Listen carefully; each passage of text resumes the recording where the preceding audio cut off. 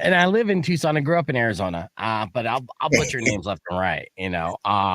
So I feel like even if I know how to pronounce it correctly, I'm gonna mispronounce it at some point in time. And let me attempt right off the bat, and you let me know if I'm in the ballpark, and hopefully my brain will register. I say it's Frankie Quiñones.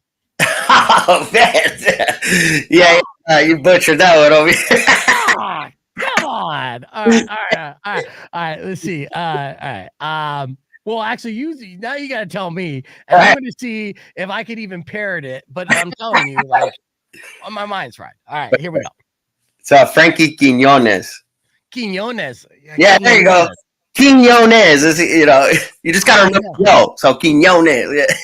Yeah, and that's the thing, Frankie. Like, I grew up on the west side of Phoenix. I'm obviously in Tucson. Arizona is my thing. Mexican culture, Sonoran culture, all that I grew up in. I embraced it. I grew up even in elementary school, I was what you would consider a half Holmes, because people would ask me, hey, are you Mexican? And I would lie, and I'd say, I'm half Holmes. There goes half Holmes there.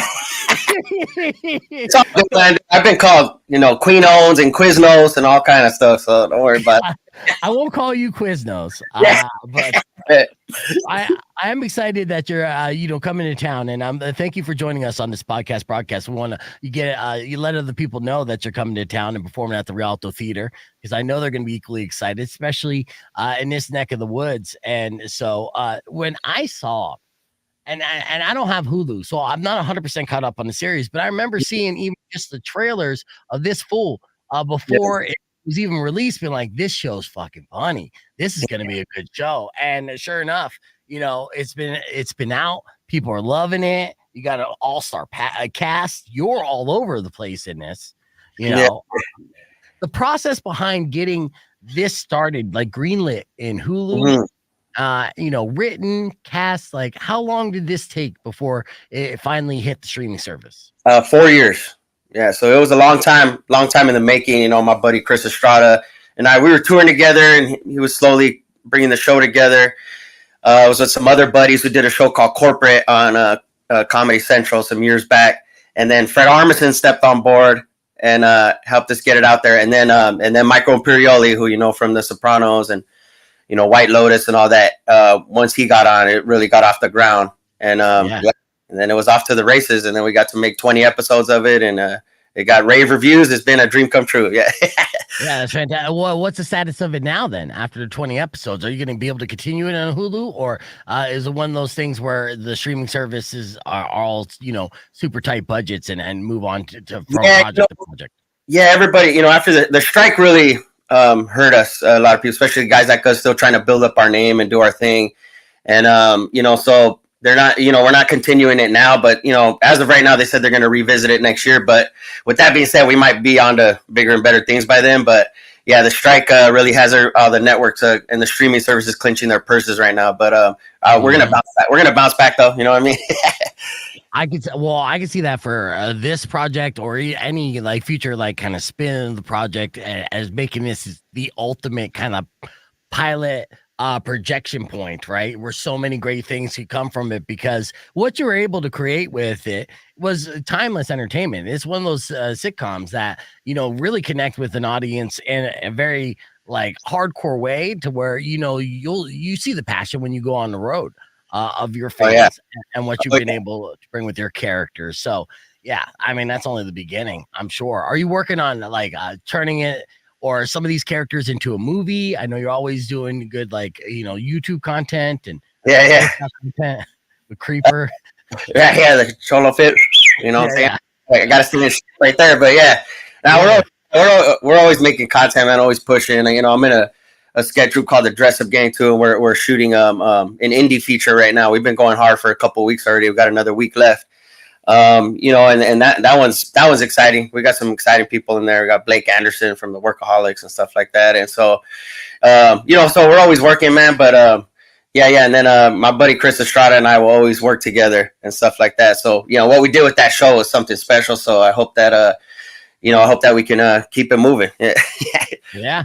Oh, I like I said, it's definitely going to be a launching point. And I'm sure you're seeing that when you go on tour and do your stand up. How long were you doing stand up before? Oh, how long have you been doing stand up in general? Oh man, this fall will be 18 years, man. So it's been a long road. Yeah. And were you born and raised in Southern California? Yes, sir. Yeah. I was born in Los so, Angeles. Yeah. Yeah. So when you started, were you doing like, open mics and trying to get in like the Comedy Store and that kind of circuit? Where did you get your feet wet? I moved up to San Francisco, and I was living with my cousin up there, and then I got out of LA and was kind of doing my thing up there, and I was already living there for about 5 years, and then I always wanted to do stand up, and one of my buddies was like, "Yo, man, there's this place. It's like a laundromat coffee shop," and he's like, "They do open mics there for comedy." I'm like, "What?" So I go there. It's this place called the Brainwash Cafe. Is the first place I did stand up, and it was a legendary spot. It was there. It was like the longest running open mic in San Francisco. Like Robin Williams would pop in there, and Ali Wong and Hassan Minaj and all these guys came up through there, and Moshe Kasha. It was like a little hub for the scene up there, and so that's where I got my feet wet. And then I got my first $20 and 2 free drinks. I was like, here we go. And, I realized real quick that it was not going to happen overnight. That it was going to be a marathon. So but it was great. I was happy I honed my craft up there, because up there you got more in the Bay Area. You get more stage time than you would in Los Angeles. So I kind of got fine-tuned my craft up there, and then I moved back to LA in 2011, and I've just been going hard ever since. Yeah. Now, having like a natural talent and ability, like all your impressions, and I imagine when you started even doing open mics, did you start off with a relative success? Were you making people laugh right off the bat? I was, man, because I was, sometimes it doesn't translate when you're funny, kicking it with the homies, and then you're like, oh, I can go on stage, and I've seen guys try to do that, and it just doesn't, like all of a sudden they're like a deer in headlights, But yeah, no, I was grateful, man. I was funny, but I was going for the low hanging fruit in the beginning. I was doing a lot of diarrhea jokes and sex jokes, and what I'm saying, but those will always be funny when people put their own twist on it. But yeah, I was going hard on that, and but I was getting some laughs, so I was pumped from the beginning. Yeah, I've been there too. I was just like, oh yeah, I can do this too. Let me. Have you ever heard a joke about someone's dick? Wow, yeah, break it. Oh, that's hilarious, bro. Hot take. Never heard that before. This was funny, man. That's what the. Exactly, I know, but yeah. So, when did you start doing impersonations? This is something that you've probably developed at a young age as well, right? Yeah, man. My mom and dad were always into stand up and comedy. We watched Living Color, SNL, all these shows, kind of religiously growing up. So I would start performing for them, and then in my stand up I would do voices, and then kind of do my dad's voice, and then Creeper and Cholo, that's based off my dad. He was an old school Cholo, Dickies, Creased, Chuck Taylor's always had a lowrider. My God. Let's talk about this on the air here. Let me Rock 102.1 KFMA. Welcome back to the podcast broadcast. We're live, youtube.com/pvegan, our social media pages. And please welcome a guest who's going to be headlining at the Rialto Theatre next Wednesday, May 10th. Tickets available, rialtotheatre.com. You may know him best from the Hulu series This Fool. We got Frankie Quiñones. Damn, I'm so close, Frankie. Quiñones, yeah. Come on, be vegan. See, I knew it. I said it. I said it back to you. I said I'm gonna butcher it, and it's just the way that my brain scrambles things. Yeah, Quiñones. Yeah, you got it. Quiñones. Yes, yeah. You know who it is. This fool, Frankie Quiñones. Oh, welcome, Frankie. Thank you for joining us on the podcast broadcast. Now we're catching up with Frankie here, and he was telling us about one of his favorite characters, or I will say the audience's favorite character. They all love Creeper. And Creeper was 100% inspired by his dad and going old school. So you're saying your dad was the stereotypical SoCal essay from that area, right? Yeah, I mean, he was just, always Chuck Taylor's, Dickies, but he did it classy, he make sure to crease everything, and always had a lowrider. And his best friend, my Nino godfather, was president of Viejitos Car Club for like 30 years. So that was just the environment I was in. But my dad was like, dress that stilo is all about the culture, but one of the most positive people I know, just, hey, mijo, like work hard and leave with gratitude and all that. And I'm like, all right, that's what's up, so that's where Creeper, spawned from, man. It's just my dad, an extension of my father. Yeah. Was your father, was his name Creeper? No. Yeah. Well, you always gotta have nicknames and stuff. What's that? I said you always gotta have nicknames. Oh yeah, for sure. Yeah. Did he have like a car club nickname? Do you have any nicknames that he went by, or you just called him Dad? I just call him Dad, man. Yeah. But I don't know if he's like low key Spider or anything like that. Might be, man, but I don't know. He's never told me. I think I'm gonna have to try to get it out of my Nino. Yeah, my godfather. Did you have any nicknames growing up? And you grew up in Southern California, right? LA or? Yeah. I was born in Los Angeles, and I mostly grew up in Ventura County. It's about an hour north of LA. Right. It was a good time, man. Did you have any nicknames? Did they like you ever like a Joker? Because you're funny, so that's usually like, oh, well, we'll just call you Joker because you're funny. Nah, they never called me Joker, but they would call me like payaso, or which is like clowning around all the time, or Speedy was another name. Not because I was doing Speedy, but because I was a fast little dude, yeah, nice, and quick-witted too. So Frankie, of course, multiple characters, sketch comedy performer and stand-up comedian, 18 years in the game, and taking this stage show to the Rialto Theatre here on May 10th, which I'm excited. Is this part of a tour that you're doing? Yeah, man. Yeah, it's part of a tour, and I've been just doing some dates. I also tour a little bit with Ali Wong, so kind of just fitting this into the schedule. I've been looking forward to going back to Tucson for a long time, man. It's been since before pandemic that I was out there, and I was supposed to go out there in 2020, but obviously that changed, and so finally we got it lined up. I'm ready to get back to Tucson and represent out there, homie. You know what I'm saying? And Tucson's excited to have you back. Now, Ali Wang, did you connect with her? Like, you're on the tour with her, but you guys both kind of started in the same scene. So did you know her back in the day in San Francisco when you guys were doing comedy, and then just link back up once you got to this level? Yeah, man, pretty much. I mean, she started a few years before me, so she was already doing her thing. And then after she put out that Netflix special, Baby Cobra, her career took off, homie. So, I was grateful that, down the road, she kind of just hit me up and was like, yo, you want to do some dates with me? And so, that's fun. Yeah, and I love that it's like a San Francisco comedy scene representing, because there's comedy scenes in different markets throughout the country, right? New York is a famous, prominent comedy scene. LA as well. Now it's Austin as the hot spot. But San Francisco often gets overlooked, even though a lot of legends come from the Bay Area as far as with stand-up comedy. And like Robin Williams, like you mentioned before. Yeah, Robin Williams, Dana Carvey. There's Ali Wong, and then there's a handful, man. It's a great scene. yeah. Well, and now you could add your name to the list on that. So yeah, that's what's up.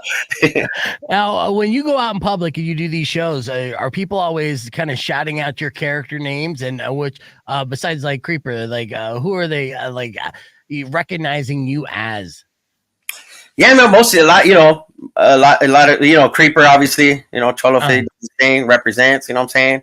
I do they recognize me from this fool, obviously, on Hulu, and then I do different characters. I do an imitation, a character, Juanita Carmelita, based off my mom, but Juanita's like kind of like, what's up, she's like an attitude with Spice that's based off my mom. But in the live show, I do stand up as myself. I've been doing that a long time, and then I close as Creeper. And so, it's a good time, man. People got to see Creeper, and it's fun to get up there and, do his physical comedy and stuff like that. Yeah, absolutely. And feed off the crowd and the energy of the crowd. Did your mom ever get mad based off your impersonation of her? Nah, man, she loves it. She's a good sport, but she's definitely got a fire in her. She's been through a lot. So, right. Well, has she ever been like, wait, hold on, mijo, this is not how I act? Like, did she critique you on your impersonation of her? Sometimes she will, to like, that's not appropriate. I don't act like that, But me and my sister look at each other like, yeah, you do. You know what I'm saying? Like, I'm not like that. Yeah. I mean, like, actually, I recorded you doing it and then wrote it down in sketch. You know? Now, speaking of sketch, you're putting together a new show, right? Get Frankie. Is that your sketch comedy show? Are you just doing that? Yeah, we're just doing a presentation though, a pilot, and we hope that it goes. But we got that deal before the strike hit, so hopefully good things come of it. But we're gonna do our best to polish it up and try to get it picked up. Yeah. Oh, yeah. I mean, that strike definitely derailed a lot of momentum for a lot of people. I've talked to various performers and creators over the past couple of years, and it did seem like it was like never ending. And so, in a way, it abruptly kind of put an end to the momentum in the series this full on Hulu. But so I guess it's like everything in Hollywood is a slow and patient process, right? I mean, you got to have lots of irons in a fire and just wait it out. Yeah. So how long have you been working with about Get Frankie before getting this pilot episode kind of cleared to Hulu? Probably like 2 years. Yeah. Yeah. It's a long process, man, with TV especially. You go pitch it, and then you get a script deal, and then you go to the script, and then you get a pilot deal, and then you get and all these things take a lot of time. And so yeah. But I'm always grateful to keep working. So Oh, for sure. Yeah. You got the work ethic too. And how long is this tour going to be? When you're stopping by Tucson, of course, next Wednesday, the 10th. But how long are you going to be on the road for? I'll do like a couple 2 to 3 weekends a month. So it just kind of just doesn't stop. You know what I mean? I just go, and by the time you're done with a run, then it's time to go back to certain cities. I try to hit cities about at least every year and a half. You know what I mean? So it was since I've been to Tucson, so I'm super excited about Tucson, and hopefully I'll start coming back every year after May 10th. You know what I mean? Yeah. Now you talked about your dad having always having a lowrider, right? Did you ever, growing up, aspire, say, okay, when I make it, I'm gonna have my own lowrider? And do you have a lowrider now? Oh, for sure, man.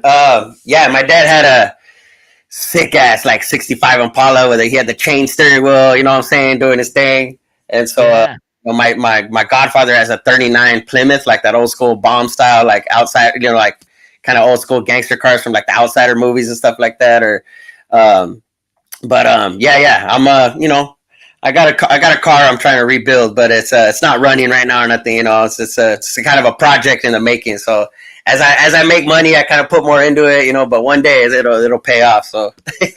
Oh, I mean, that's how you get the ultimate respect, though. With the car clubs and everything, you get a car, you make it a project, and you turn it into this beautiful work of art. That's lowrider culture. Right. Yeah. I don't want to just buy one I see in town already built, and then people see me drive around like, oh, hey, that used to be Ricky's car, man. Yeah, now he's over there. Exactly. Frankie is performing next Wednesday at the Rialto Theatre, rialtotheatre.com to get your tickets. They are going fast. We're going to continue the conversation on the podcast broadcast. I have more with Frankie right after these words. It's Rock 102.1 KFMA. Clear. All right. And that was on the FM side. Yeah, but you're right on that. I mean, and I'm sure you could be like, I'll just buy this lowrider outright. But yeah, they'll call you a poser. Yeah. Yeah, that's what I don't want, man. I'm like, hey.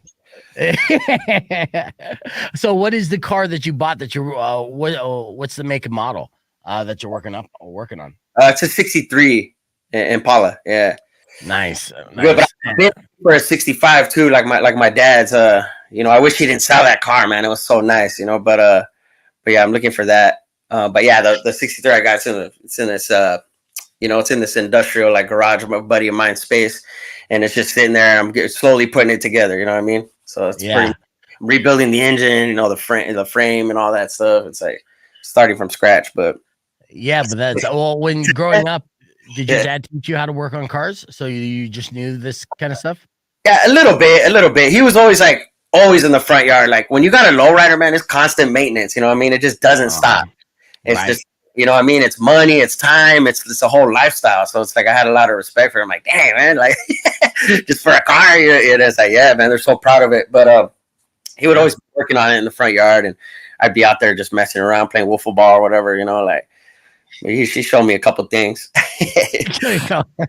So is it kind of a goal then? The more money you make and the more successful you become to find that 65. I want to have at least four 5 cars down the road. It's one of my goals, but we'll see. Like, I got some friends. My buddy Esteban Oreo has a few lowriders that are pretty dope, and I don't know if Cartoon. He's a famous tattoo artist out here. Dude, he has like a fleet, dude, and they're all restored and so dope. And I'm like, dang, dude, he has his own lowrider car club. I mean, yeah. Well, he can't be. There's no way he has enough time to work on an entire fleet and stuff. So he's buying them out, right? Right? Yeah. Or he's able to hire dudes to help him, build it out for him. So he's doing all right. Yeah, you got any work from a Cartoon on you? No, dude. I want to get some though, but my sister's a tattoo artist too. So that's nice. Do you have tattoos or no?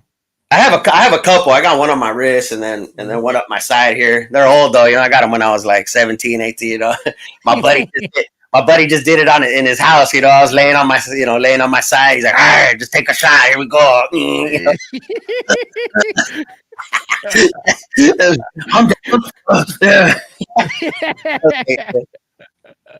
Oh, that's legit. Well, there's a lot of people going to relate to that out here too, that's for sure. But now that you got your sister as a tattoo artist and you're literally homies with Cartoon, it might be time to get a piece. Yeah. No, I'm thinking about it. What's crazy is with acting though, it's kind of a hassle. Like if you have tattoos on your arm and then the character doesn't call for like tattoos, you got to go in like 2-3 hours before everybody else just to get it sprayed. They have airbrush teams that will cover the tattoo, but it has to match perfectly so it doesn't look weird on camera. Yeah. So, people have got tattoos removed because of that hassle, so it's like, I got to be careful where I put it. You know what I mean? No, you're right. And that's hours too in the makeup chair too. That, like probably adds to the grind when you're trying and you just you could be extra sleep there again. So you could be more focused when you need to, do your job. Right. No, you're absolutely right on that. Do you ever attempt to impersonate like different celebrities? I mean, you're impersonating those around you, right? And you're creating, art from life, which is fantastic. Yeah. And then bringing that to the screen. But now, as you continue to run in circles of, the notorious personalities or larger than life personalities that are in the entertainment industry, do you find some of those people easy to impersonate, slip into impersonating? I mean, yeah, I really don't do it. I don't do like celebrities. I just do it myself, but I've never tried it. You know what I mean? I've done like, the easy ones like Liam Neeson and all that. Like, I will find you, like all that stuff. But like Fred Armisen. You worked with Fred Armisen for, a little while. Yeah. I don't really got an impression of him, man. He's kind of ambiguous. Yeah. Yeah. Fred Armisen is one of those expert impressionists as well. Like he broke down in his comedy special how to do different accents based off region. Oh, yeah. Yeah, which was kind of brilliant. That whole bit, just pointing to the map and saying this is why and how this sounds like this. And low breakdown. Did you ever have not like an impression battle, but you're on set? No, we had never had no battles, man. We're just trying to make a show, dude. But yeah, you want to battle? You got what kind of accent do you got today, Fred Armisen? I come in the studio. He's like, okay, you want to get down, huh? Yeah. That's how I imagined it was. I imagine comedians who do impersonations essentially rap battle each other with impersonations. You tell me that's not a thing? Yeah. Who's the king, dude? I know who Jay Farrow is. Yeah, absolutely. Oh my gosh, man, he's so accurate on all this stuff, and obviously Frank Caliendo and stuff like that. But never battle Fred Armisen though. Yeah, well, you got to put that on the list next time you run across him. What do you got today, man? Yeah. Did you ever catch him doing an impersonation of you? He did a little Creeper one day, it was just like, but just to like give it props. He's like, oh man, like when you do the thing, like, hey, put his elbows up. He's like, like. Yeah. See, I mean, that seems like an Armisen thing to do, right? Because he's always doing impersonations. So that's the only way you could describe, and give you a compliment is by literally emulating what you're doing. Yeah, I'll take it, man. Oh yeah. So how do you balance your stand-up comedy with your acting, especially with when you were doing a series like this full on Hulu? Yeah, man. Well, when you're doing a series, it pretty much just, especially when you're in a character like I was Luis, man. And so, you know, and you know, we talked about tattoos. He has tattoos, and I had to go in earlier than everybody else to get those tattoos put on, the fake ones. And you know, my earliest call time was 3:45 one day, and it was like, you know, I mean, you're getting like 3-4 hours of sleep a night. You go in there, get in the makeup chair, then you have to have your lines ready to rock. It just takes up your whole life, you know. And then you go home, you know, you have an hour to study your lines for the next day. Then you go to sleep, and you wake up at 4 a.m. and you go back.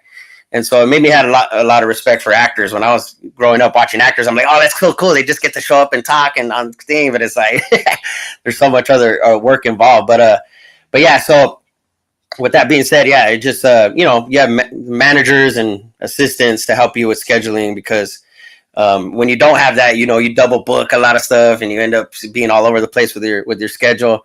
But yeah, then you just start knowing what you're into creatively, and then you focus your energy on that, and then you leave it up to your reps to make it fit in your schedule, you know. So like right now, I'm executive producing an indie feature with that group, and it's going right now. You know, today we had a prep day, so this worked out. I was like, all right, cool, I could do this interview with with the homie Be Vegan. You know, we're doing our thing. So but we're gonna be right back at it tomorrow, and then, you know, I'm opening up some shows for Ali Wong here in Los Angeles for the Netflix is a Joke Fest, and I'm doing 4 other shows for that, and, you know, just kind of work all day, go do my sets at night. It's a grind, but I love it, man. You know what I'm saying? It's like it's you know, it's what we worked hard to try to achieve, and now we're here. So it's just like, all right, cool. Scheduling is just a small problem. Right. Yeah. Do you find yourself like more energy when you're more booked? Like the busier you are, the more energy you have to attack these things.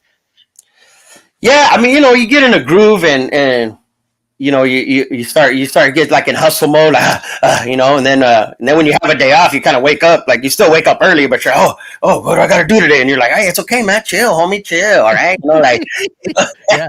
just go get a little menudo and chill out, homie, it's all good, you know, like so. But yeah, man, you do get in it, you know how it is, man. You're up every day at a hoop 45.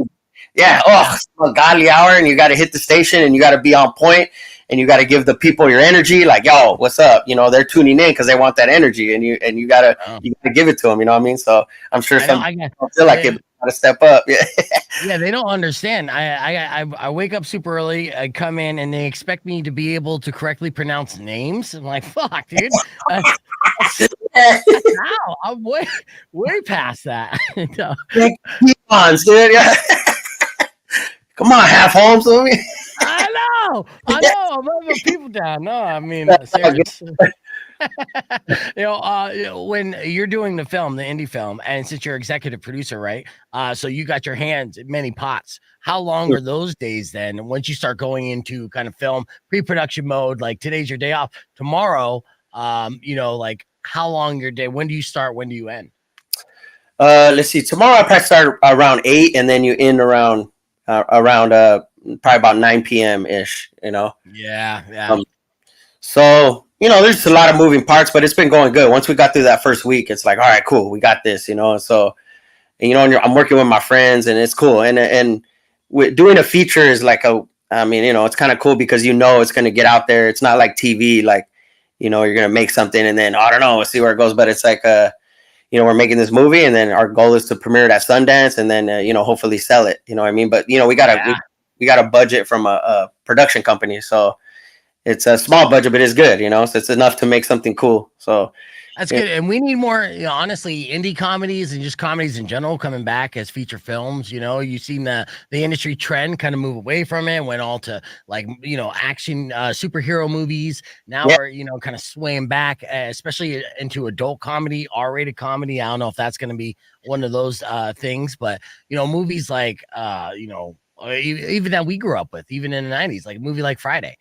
You know, that's a classic, you know, and that was basically when you're describing this, like, yeah, this is kind of a low budget bunch of, you know, creative talents and friends getting together to create a comedy movie. It could very much well be like a Friday-esque type of genre and movie. And it is a comedy, right? Yeah. No, it's a comedy, man. So yeah, it's like, man, I hope it's like, that's what, you know, like a movie like that, obviously Friday, that's a classic, you know? So it's like, you know, like with this fool, it's like, yeah, we're not making any more episodes right now, but we have 20 episodes up there and people keep going back to revisit it and watch it. So, that's the goal, man, to make something good like that where people feel at home when they're going back to watch it, like, this is my stuff right here, Yes, absolutely. Yeah, we're talking with Frankie Quiñones, who's going to be performing at the Rialto Theatre on May 10th. Did I say it kind of close enough? Quiñones, yeah. Quiñones. The thing about, God, I will get it right eventually, Frankie. Before we leave you. Anyways, we the great thing about streaming services, when it is 20 episodes of this full, which is a lot of content on a streaming service, is on demand. It's always finding new audiences. And you never know when it continues to bubble up, and I'm sure you hear people all the time saying, "I just came across it. It's brand new to them." Yeah. Brand new. Yeah. Now you, like I said, we were talking about your busy schedule on the podcast broadcast. You mentioned how you got upcoming shows for Netflix is a Joke, which is always a huge comedy. I want to say festival of sorts that Netflix puts on, and they shoot a lot of content. What exactly are you doing for Netflix? And then Netflix is a Joke. Are you doing just bits, or are you going to be doing a special? What's going on there? Yeah, no, I'm just doing, we're just doing shows, man. It's a big old festival. Pretty much all the comics are here. It's going to be a lot of fun. Like every venue, I'm doing a couple shows. Doing a show at the Comedy Store, doing a show at the Regent Hall, doing some shows at the Wiltern with Ali Wong. I'm doing some shows at the Hollywood Forever, the Masonic Theater at the Hollywood Forever, which is with Christina P, who you know from Your Mom's House and all that stuff. Tom Segura's wife. Yeah, correct. She's a good friend of mine. So Tom Segura's Christina P's husband, I should say. I'll reverse the role. I want her to stab me. You know what I mean? Like, I feel like you don't want to piss her off. I'm just you don't. You know who wears the pants in that relationship? With all due respect to Tom, too. Yeah, so I mean that's a great time to be in LA too, just as a comedian. So they book up every room, and you're rotating stages. It's almost like an open mic under a national or global spotlight. Yeah. It's gonna be cracking, man. It's good. It started this week. All right, it's just started. So I did a show last night at the Laugh Factory for it, and then so it's gonna be a lot of fun, and that energy is gonna lead me out there to Tucson, man. So I'm pumped. It'll be basically you'll be firing on all cylinders. There's no rust or from sitting at home, popping up doing a show. You're literally going from trying to kill in front of all these different types of audiences. And then bringing that material to the Rialto Theatre next Wednesday, May 10th, which you're excited about. How much so is writing your own, say it's almost like a sitcom in this full television series? How has that improved your stand-up writing, or vice versa? Or from being able to kind of write both, writing a script to writing jokes. Did you take anything that you learned from developing writing scripts into your stand-up? Yeah, man. They all help each other, I would say, and it kind of helps too because sometimes you're gonna get writer's block and stand up or vice versa, and so it kind of helps to do other things, and and also veterans kind of help you, like Michael Imperioli really helped me out a lot, and to fine-tune my acting, facial expressions. You start feeling every muscle in your face and what you can do with it, and those kind of help you. And then Andrew Lincoln, he was a big help. I don't know, he was I'm on a Walking Dead spinoff called The Ones Who Live. It just premiered a couple months ago, and it did really well. But Andrew Lincoln, who's the lead, he plays Rick Grimes in the Walking Dead universe. He was like such a big help, man. So getting help from like veterans like that is like really helped me. And then when I learned how to, about timing and stuff like that with acting, I can take that to my stand up into the stage. And I'm thinking about that when I'm up there, like, oh man, homie gave me that note about this, and it's just like so they all kind of fuel each other. You know what I mean? It's kind of cool. Yeah, so the acting actually helps the physical performance in your physical comedy just by the expression on your face. Not like fall down physical comedy, but sometimes you could realize just an inflection that you will make with your face when you say a certain punchline could probably invoke a better or bigger reaction from the joke. Oh yeah, for sure, man.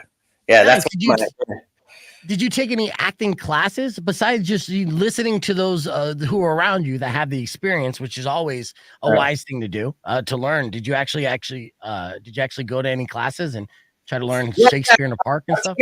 Yeah, I've taken a few. I didn't go to no like prestigious acting school or something. I took like, an acting class at a junior college, and then I, hired an acting coach for a couple things. But mostly it was like, being on stage and the stand-up thing, and then, and then just kind of diving into it. But yeah, I did get some training and stuff like that. So it's kind of cool. And, but yeah, the classes we're working with those veteran actors that gave me their time. They didn't have to do that. They could have just went to their trailer, learned their lines, and which some people do, and which is understandable. But they were like, "Yo, man, you want to run lines?" I'm like, "What?" And then those are classes right there that are priceless.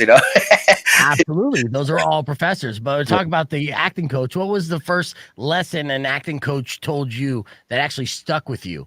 That you recall when you're like, okay, when it comes to acting, do what that acting coach said. Yeah, there's, I don't know, they ask, there's like, take your time, breathe, like think about the words you're saying. Cause a lot of times non-actors will, or just people will just think about the lines. Like here's the lines and not thinking about what they're actually saying. You know what I mean? Which will help the whole energy. And Michael Pirioli gave me a great note. He said, make sure you're listening to what the other person is saying.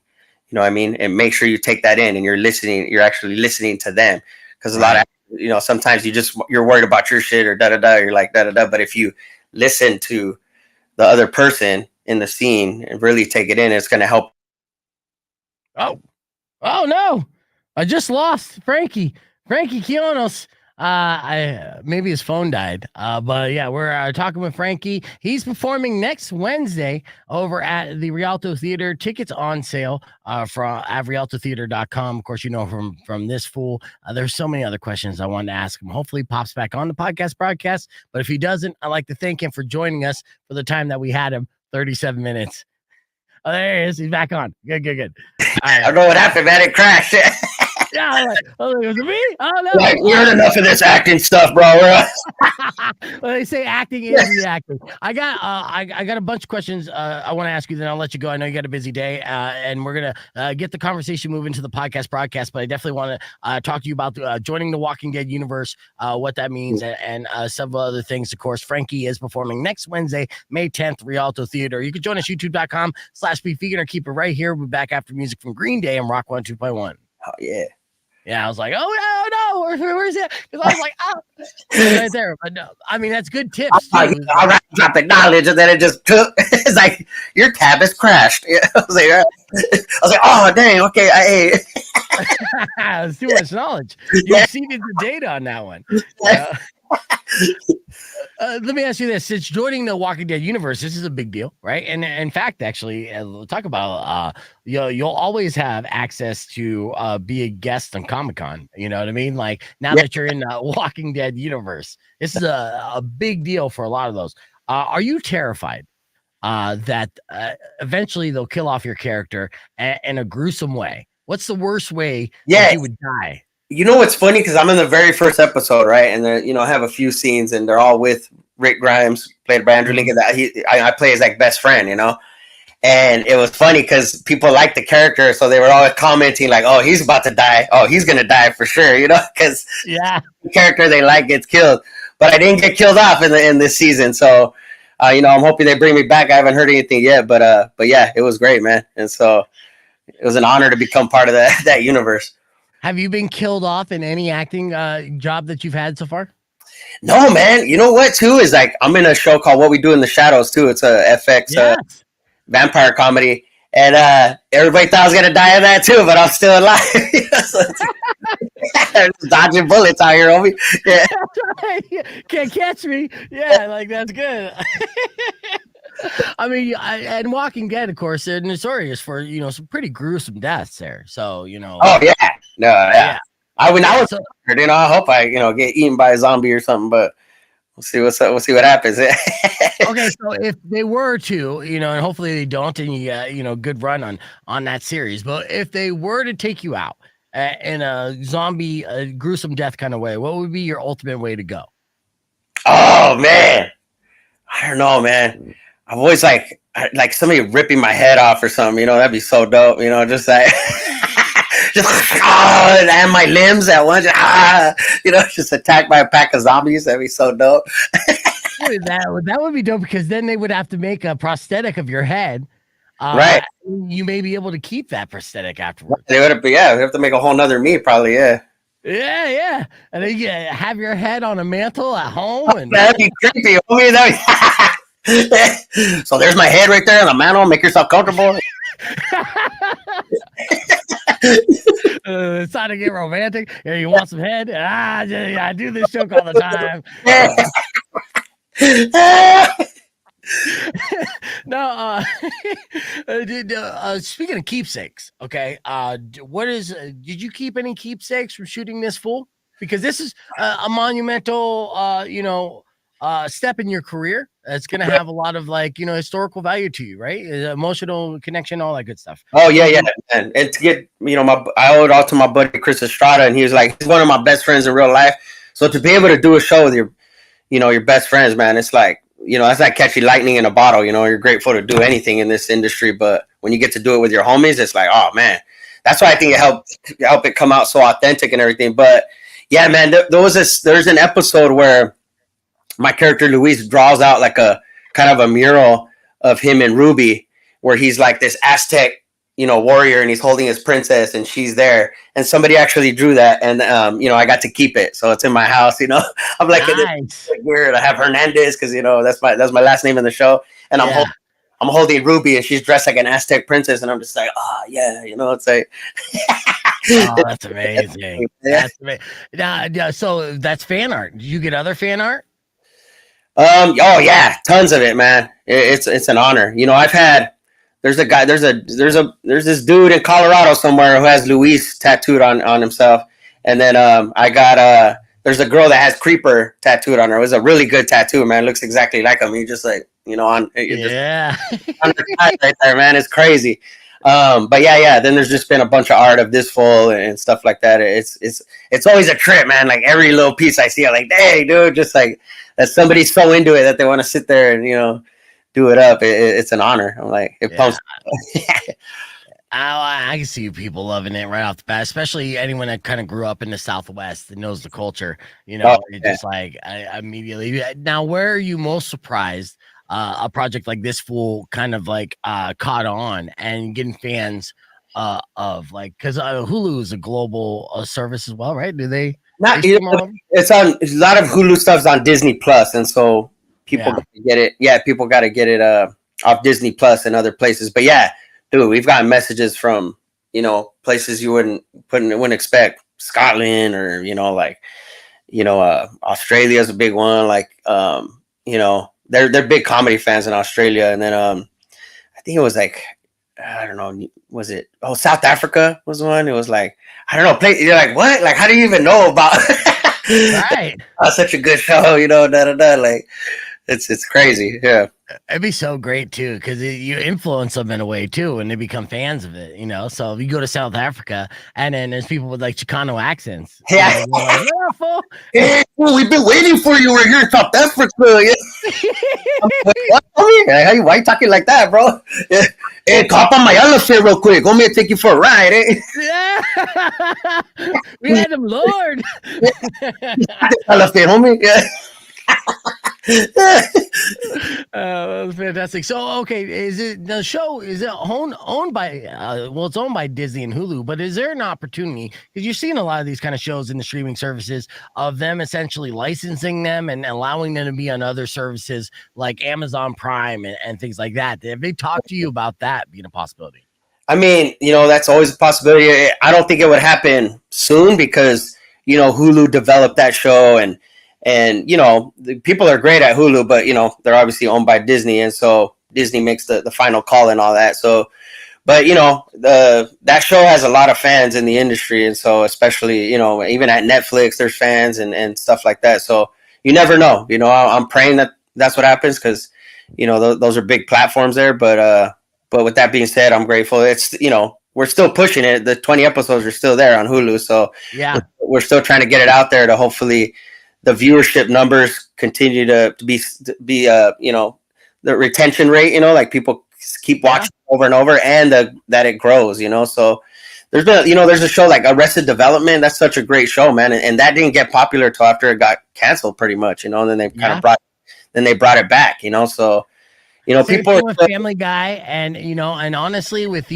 that's a big one, and say just with streaming culture in general, like it's and I tell this to musicians all the time too, like to you could be like, I mean, I put this out in like 2020. This is 5 years old. It's brand new to somebody who's never seen it. It's brand new to somebody who's never heard it, and and it's presented that way. When someone stumbles across it in their algorithm and they give it a shot and then they get hooked, they'll think that it just came out like 6 months ago, ready to go. Yeah. Trailer Park Boys. I think Trailer Park Boys. Yeah, that's another one. Yeah. Good one, man. Yeah. So I associate, it's funny with Hulu and how they develop these comedies and stuff like that, because basically it was like a Mexican Letterkenny in a way, right? Like they got their Canadian culture, and then we got our SoCal, culture that these shows who are different in different ways have a lot of similarities based off it's a showcase of just the people and a comedy based around that. Right. Yeah, for sure. I think you can pull off, as long as something feels authentic. I think it can get an audience that is not familiar with that background. You know what I mean? Like, okay, like you can get into it. So So I love stuff from other other backgrounds, other countries and stuff like that. So I think as long as it's good and if it feels authentic, like I think people could rock with it, even if they're didn't grow up around that kind of environment.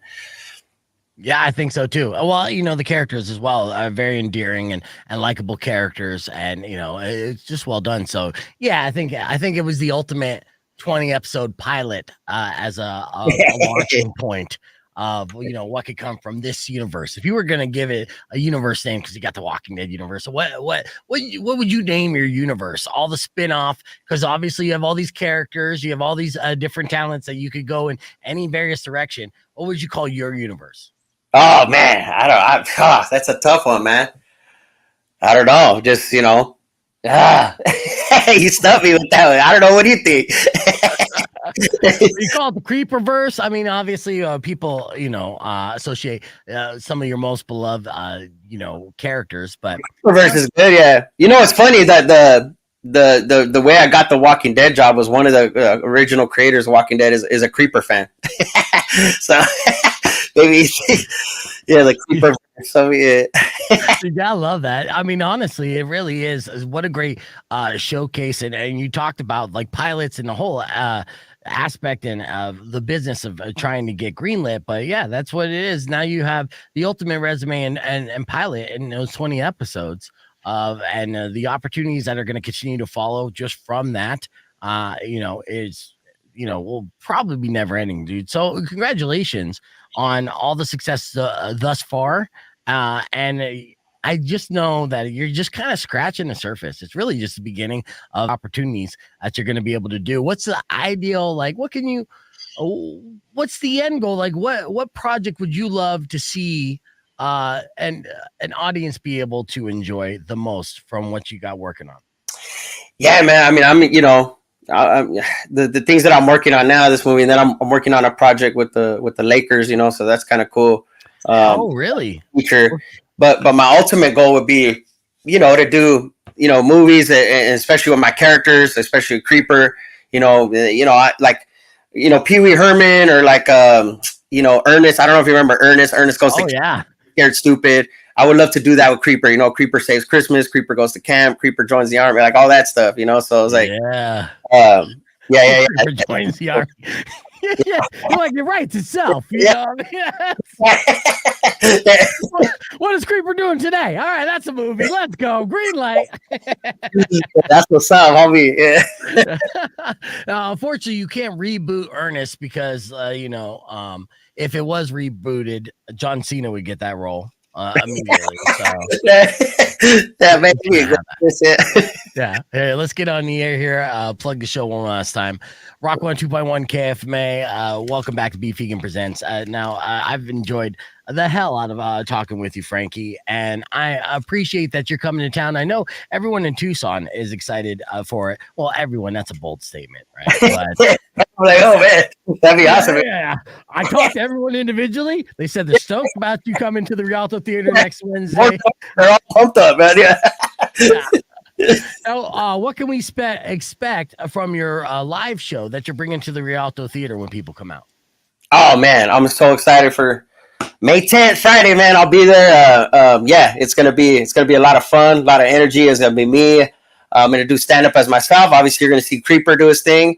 A buddy of mine, Jesus Sepulveda, he's flying out there with us. He's from Tucson, and so he's done a lot of good things, and so it's exciting, man. It's gonna be a packed, fun show, a lot of energy, and just representing, doing my thing, homie. That's what's up. Yes, it's going to be fantastic. So, yeah, that's next Friday, May 10th. Tickets available at rialtotheater.com. For everyone out there listening, Frankie, where can they follow you and keep up with everything that you got going on before they see you pop up for the Netflix is a Joke festival and see your show on Hulu with This Fool? Where can they follow you? Yeah, just you go to frankiequiñones.com or I'm on social media at Frankie Quiñones. Or, I know some people might call it Keenons or whatever you call me, BB. But you can just type in comedian Frankie Q in Google. It'll pop up. And then you can obviously find me as a Cholo Fit Creeper, homie. Yeah, excellent workout videos, by the way. I've been working on my Cholo Fit. I'm feeling pretty good. I got a good squat. It gets results, eh? Yeah. Yeah. And it reminds me of all the poses I made in middle school, taking pictures and stuff. I really get down there. And it's like, yeah. Yeah, I know half Holmes knows how to do a Cholo squat, homie. Yeah. I do. Frankie Quiñones. Quiñones, yeah. Yeah. Rialto Theater, Frankie, so much. Thank you so much for coming on, dude. Had a great time with you. Look forward to you next Friday. Oh, man, you're a lot of fun, brother. Thank you so much for having me. It was an honor. Of course. Best of luck and everything. All right, we're going to hit the reset. Be back your beef tip after these words. Rock 102.1. Awesome. All right, I'll let you get back to your busy day, dude. Thank you so much for your time. Thanks for having me, man. Yeah, and I'll see you out there next Friday. I know I'll pop in and I'll be laughing loud in the back and probably dancing a little bit. So that's what's up, bro. All right, man. I'll see you soon, man. Thanks for your time, man. I appreciate it. Of course, dude. Anytime. All right, Frankie, everybody.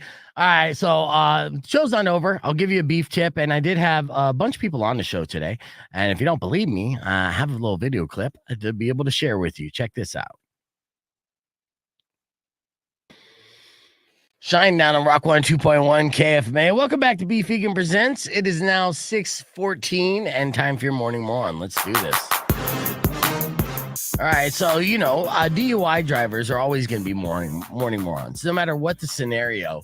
If you're drinking and driving, you're a morning moron, right? But there's obviously extremes to this, and to get caught drinking and driving, usually it entails maybe swerving a little bit, driving erratically, not properly yielding at a stop sign. Those are some of the little slip-ups that drunk drivers will do to get a DUI.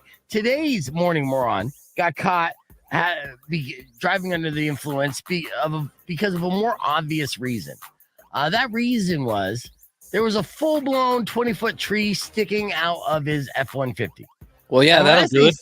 Yeah, and when I say sticking out, it wasn't like in the bed of the truck hanging over the back. It was a part of the hood, and you'll see a picture of it in the podcast broadcast later on. As you see the picture there, Derek. Now, of course, this looks like the truck just uncomfortably parked too close to the tree. But that's not the case. Upon further inspection, you will see that this tree, which is standing upright, still has all its leaves, is firmly embedded in the right side of the pickup truck. And the driver was found passed out behind the wheel at a gas station. So it wasn't where he initially hit the tree. He drove an undetermined amount of distance with the tree stuck in his vehicle, then decided to park at a gas station to take a little nappy poo. Yeah. Wow. Now, obviously, this got people's attention, and somebody called 911 thinking this dude might be dead. That wasn't the case. even though the driver was unresponsive. That's how drunk he was. But when the cops arrived, they woke him up. And he was still intoxicated, and it's unclear if he was injured, but he was sent to the hospital to be checked out. That's protocol. Whenever you hit a tree and take that tree with you across state lines, they're just going to have to take you to the hospital, make sure you don't have any like splinters. Now, there's no word on his name, but he's 18 years old. So he's going to be charged with operating while intoxicated, plus probably a slew of other charges, including, drinking under the age limit and things like that. And maybe even some nature charges, like destroying a national, plant. I don't know. They need to throw the book at this kid. So to summarize, okay, any kind of drinking and driving, you're going to be a morning moron, okay? If you drive into a tree, then take said tree on an adventure with you, and then park you in a tree at a gas station to take a little nappy poo, which I said twice in one segment, will definitely make you a morning moron. I like saying nappy poo. That was my word of the day. And yes, we are figuring out levels. D-Rock was texting me. I know Frankie's levels were a little hot there. And I tried to adjust that on the fly.